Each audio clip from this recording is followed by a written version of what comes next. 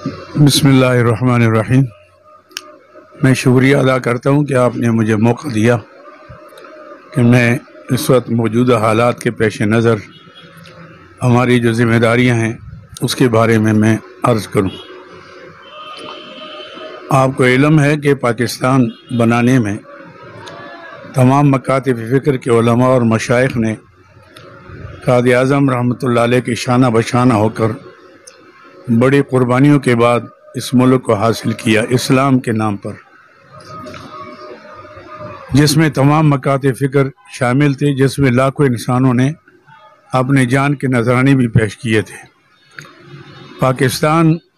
کا نصب العین، پاکستان کا نظریہ ہے کہ اللہ کی زمین پر اللہ کا نظام، کتاب و سنت کی بالادستی، لیکن دشمن کوشش کرتا ہے کہ پاکستان اگر اپنے مقاصد میں کامیاب ہو گیا اور نظریہ پاکستان کو عملی جامہ پہنایا گیا تو ویسے بھی یہ سپر طاقت ہے، یہ پورے عالم اسلام کا مرکز بن جائے گا۔ اس لیے کوشش کرتا ہے کہ جب کوئی ایسا موقع آئے ہاتھ سے جانے نہ دے، ہمارے آپس میں فرقہ واریت کو ہوا دے کر، ہمارے صفوں میں مختلف رنگ میں آ کر، اور وہ ہم بجائے اس کے کہ ہم اس کے اتحاد اور اتفاق کا سبق لیں، انتشار افتراق میں اضافہ ہو جاتا ہے۔ ربیع الاول کا مہینہ آتا ہے جو سارے کائنات کے سردار حضرت محمد الرسول اللہ صلی اللہ علیہ وسلم کے لیے نذرانِ عقیدت پیش ہونا ہوتا ہے، اور حضور کے لائی ہوئی تعلیمات کو عملی جامہ پہنانے کے لیے عہد و پیمان ہوتا ہے۔ لیکن اس وقت بھی ہم فرقہ واریت کو ہوا دے کر اور آپس میں ہمارے اختلافات ایسے بڑھ جاتے ہیں کہ اصل مسئلے سے ہم ہٹ جاتے ہیں۔ اسی طرح محرم الحرام وہ مہینہ ہے جو 4 حرمت والی مہینے ہیں، اس میں یہ مہینہ بھی شامل ہے جس میں امن و امان پوری تاریخ کے اندر، اسلام کے اندر اس میں امن و امان ہے۔ یہ حرمت والا مہینہ ہے 4 مہینوں میں، اور اس میں بہت بڑا واقعات بھی ہوئے کہ اس تاریخ کے پہلی تاریخ کو سیدنا فاروق اعظم رضی اللہ عنہ کی شہادت، 10 تاریخ کو امام علی مقام نواز رسول سیدنا حسین رضی اللہ عنہ کے ساتھیوں کے عظیم شہادت ہے، جن کے قربانیوں کی وجہ سے آج دین زندہ ہے۔ لیکن محرم الحرام کے آتے ہوئے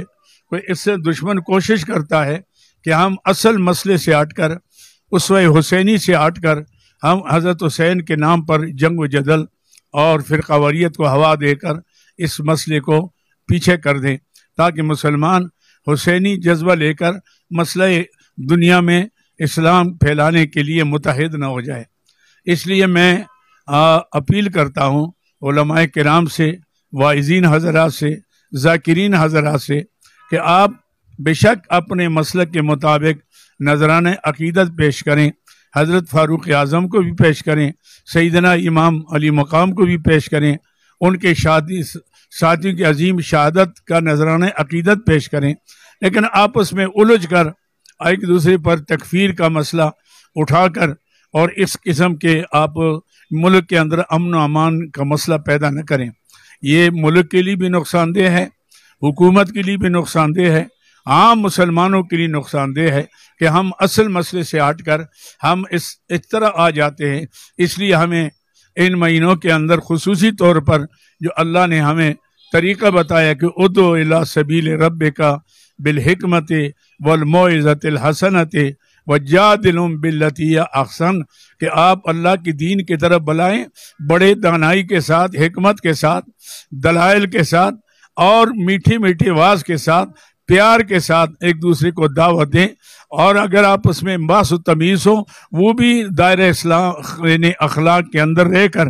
ایک دوسرے کے بڑوں کے ادب احترام کو ملحوظ خاطر رکھ کر آپ باس و تمیز بھی کر سکتے ہیں۔ لیکن اس کا مطلب یہ نہیں ہے کہ ہم ممبر رسول کو یا دوسرے مقدس مقامات کو ہم اس کے لیے استعمال کریں تفریق کے لیے۔ اللہ تعالیٰ نے ہمیں حکم دیا ہے وَاعْتَصِمُوا بِحَبْلِ اللَّهِ جَمِيعًا وَلَا تَفَرَّقُوا، سارے کے سارے اللہ کے اس رسی قرآن پاک سے وابستہ ہو جاؤ، آپ اس میں تفرقہ بازی نہ کرو۔ اس لیے دشمن چاہتا ہے کہ ملک کے اندر ایسے حالات پیدا ہوں تاکہ ملک کمزور ہو، حکومت کمزور ہو، عوام کے اندر بے چینی پیدا ہو، امن و امان کا مسئلہ پیدا ہو جائے۔ میں سمجھتا ہوں کہ علماء کرام کی، ذاکرین حضرات کی، واعظین حضرات کا یہ اخلاقی ایمانی فرائض میں شامل ہے کہ ہم مثبت انداز سے اپنے مسلکوں اور ان